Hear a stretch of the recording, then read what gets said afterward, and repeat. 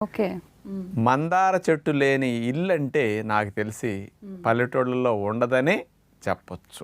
ఆ మందార ఆకులు, ఆ మందార పువ్వులు అందరి జుట్టు పాలిట ఒక వరం అని చెప్పొచ్చు. చాలామంది మందార పువ్వులు, మందార ఆకులు ఏదో రసాలు తీసి పెడుతుంటే ఏదో పిచ్చి జనాలు ఏది పెడితే అది పూస్తే వస్తాయి అనుకునేవాడిని నేను కూడా. కానీ ఏంటి ఇంతంతమంది మందార మందార మందార ఎవరి నోటిన్నా మందార అంటున్నారని దాన్ని అసలు సైంటిఫిక్ స్టడీస్ ఏమైనా ఉన్నాయా, ఎవరైనా చేశారా అని వెరిఫై చేసాం.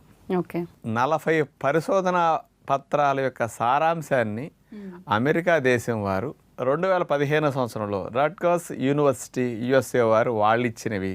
ఇంకొక స్పెషల్ది తెల్ల జుట్టు రాకుండా నలుపుగా ఎక్కువ రోజులు ఉండేటట్టు మందారాకులు చేస్తున్నాయని central leather research institute Chennai వారు 2003 సంవత్సరంలో పరిశోధన చేసి మందారాకుల మీద స్పెషల్గా